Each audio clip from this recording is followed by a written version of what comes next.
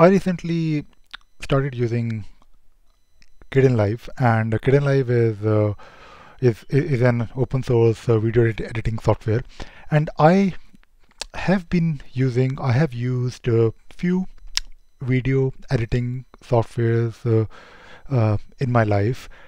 For the past 2 years, I was using HitFilm Express. Let me talk about HitFilm Express in a bit. So, starting with Kdenlive, Kdenlive is great for my needs. I think it is a good video editing software. It has a lot of features. In fact, I prefer a tool with a lot of features so that I can do a bit more if I need to. But usually my video editing needs are limited to if I have to do video editing. Normally I try not to do editing. For example, this video is uh, is being recorded in OBS, and in OBS I can always switch scenes if I have to, and I can of course record myself. I can share my thoughts, and 99% of my videos, or at least 95% of my videos are made like this in OBS without any editing whatsoever. But in case I have to do editing, or when I had to do editing in the past, I was mostly using HitFilm Express. Now, Kdenlive, by the way, is also open source, so I of course believe in open source, and I have been using open source software for more than 20 years now. But at the same time, I am open to I'm open to this idea of using a tool that works for you, even if you are paying for it, or even if it is not open source. I think you should probably focus on getting the work done, because sometimes you have to. Sometimes you don't really have any choice. For example, I think I mentioned this in like one of my previous video. Let us say you're working for a company and they don't really use Kdenlive. They probably use Premiere because they have to do something professionally. So and in case you are in video editing, in case you are doing things professionally, so you have to use it, even though it can go against your principles of only using open source. So I believe in open source, I support open source, and I try my best whenever I can to use open source tools. But I am also, I don't really mind using proprietary softwares. Now I will be using Kdenlive now. I have installed it on my Arch Linux laptop, which is of course ThinkPad X220. I have been only using Arch Linux for 6 months now. I think a bit more than 6 months, and I'm quite happy and satisfied. I don't really miss Fedora, to be honest. And the good thing about Arch Linux is that you can easily customize. Things are easy. I mean, because things, it may seem difficult for someone who is new, but in case you already have an experience working on Linux, you will actually appreciate the flexibility, because everything is so configurable, and it is so easy, at least for me. So, talking about HitFilm Express. Now, HitFilm Express is a great software. There is a free version of HitFilm Express, and HitFilm Express, I believe, is like a clone of Premiere Pro. I started using HitFilm Express around 2 years ago. I think sometime in January 2019. I made a lot of videos in 2019 and also last year. When I was actually editing videos, I used HitFilm Express for making those intros, because I think it is good in making those intros. Like, you can easily design your composite shots with the text coming, flying, and it works really well. And it has a lot of features. It has, I think, I don't think I'm using more than 5% or 10% of all the features of HitFilm Express. I never really had to. As I mentioned, my editing needs are limited. I usually do cuts and change the volume, or do a bit of color grading, although I don't really do it a lot, but in case I have to. And I hardly do any effects, but in case you have to do those things, HitFilm is great. The problem with HitFilm is, or at least it was for me, I tried running HitFilm on one of the Mac that I have with 8 GB RAM and i5 processor, and it was actually a bit slow for editing big videos, and 4K is not even possible to edit on HitFilm Express. And I tried a lot of settings, but it was always a bit slow. So when I have a lot of time and I'm not in rush, which is usually not the case, I'm always uh, hard pressed. Uh, I'm always struggling with time because I wish if I had 48 hours in one day. So am I always try to do things quickly. And when I'm working with HitFilm Express, although it is great, it has a lot of features and it will get the job done for you, but it is slow, or at least it was slow on the machine or the machines that I tried. I have also tried in the past, and I also considered briefly, very briefly, of buying Premiere because I believe Premiere is probably the best when it comes to video editing. And I considered buying it because I was thinking of doing something like thinking of making short videos, or I should say short films with one of my friend. But I don't really think I am in a situation right now, or I will be in a situation for the next few months at least, of doing some proper video editing.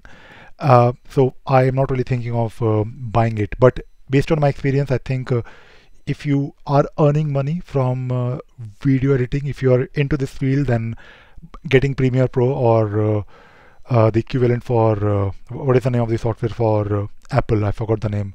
It was I forgot the name actually.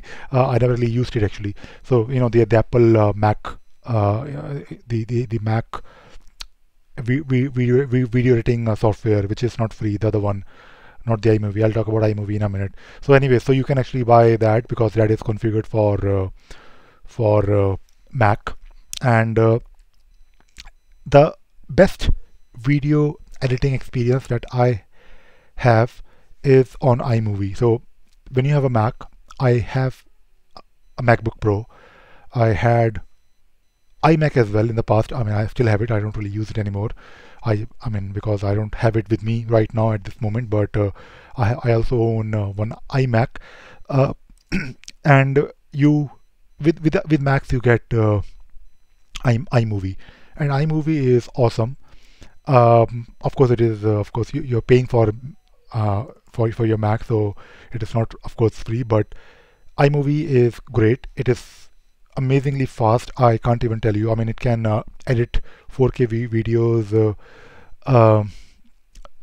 smoothly. I mean, I purchased one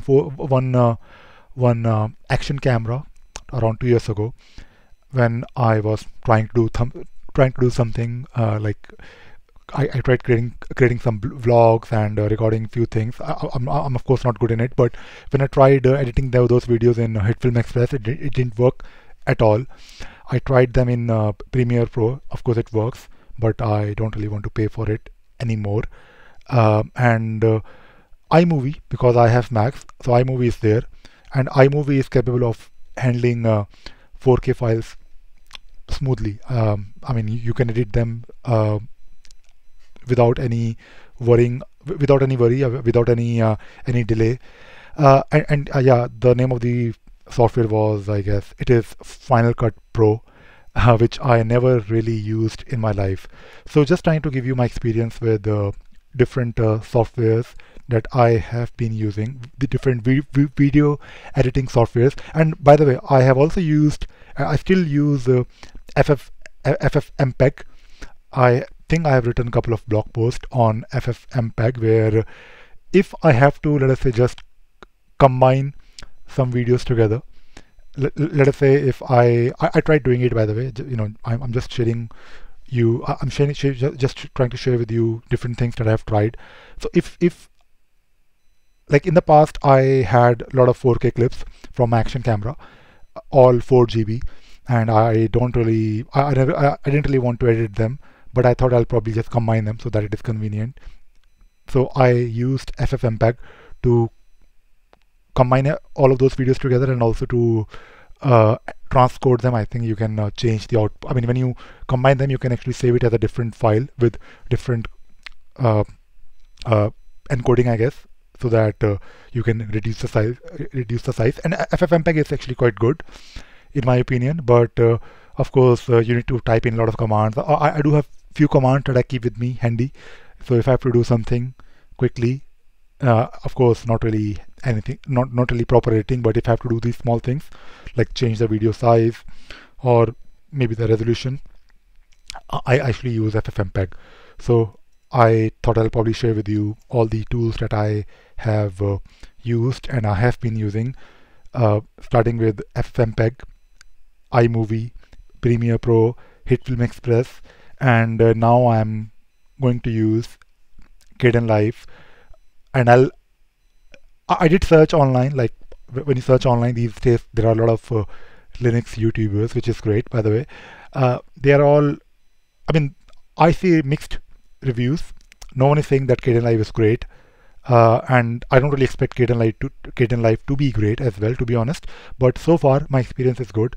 I was able to do few things, basic things. It is, of course, because I have experience in video editing. There was a time in my career when, apart from doing web development using Drupal, I was also helping my clients with graphic designing. So I have done a lot of things in GIMP, not really Photoshop, GIMP, only GIMP. And I think GIMP is great. I've done things in CorelDRAW. I have designed innumerous hundreds of things in CorelDRAW in my life because it works. And the reason I used CorelDRAW in the past was because when you go to a printer, they all accept those CDR files. If you want to use, let us say, Inkspace, I'm not really sure if you know Inkspace or not. It is, of course, equivalent software for vector drawing.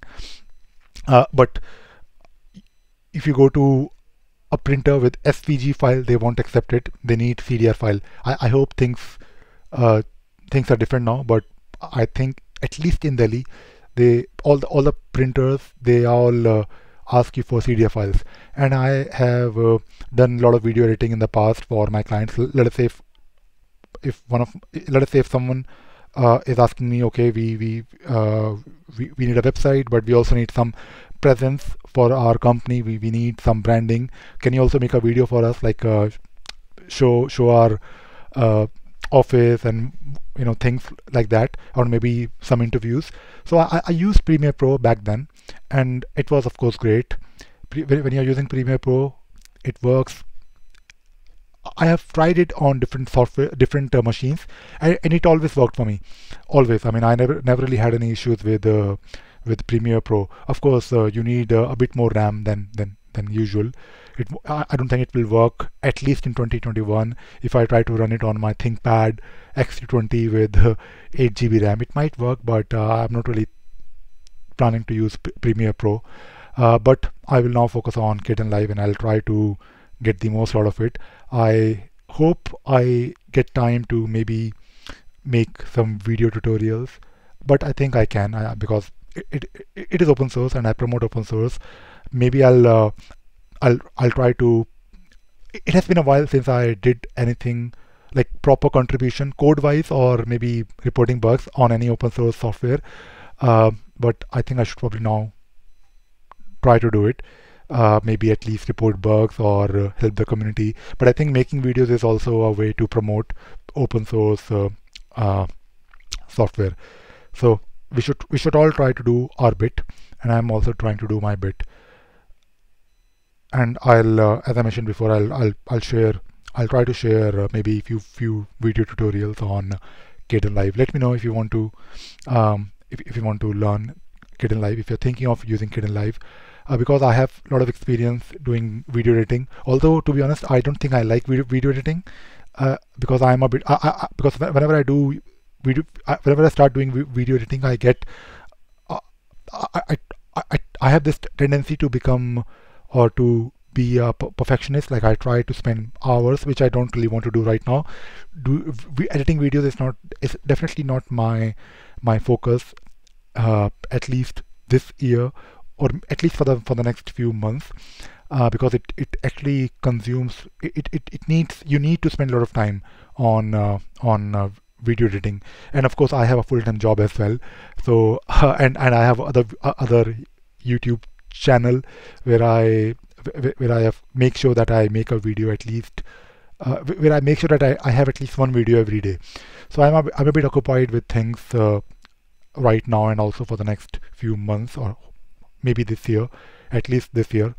But I think if I have to, because weather is now good and I'll be going out hopefully a lot more now, and I'll probably record videos with I have like few DSLR cameras which I hardly use, but this year I'll probably get an opportunity to travel and go out, and I'll probably also make videos, edit videos, and whenever I'm making a video using Kdenlive, I will definitely share my thoughts, my review. But I'll give it a try. I'm actually serious about giving Kdenlive a proper try this time. There are other open source softwares, but I want to start with Kdenlive and let us see how it goes. So that is all I wanted to talk about today. Bye bye.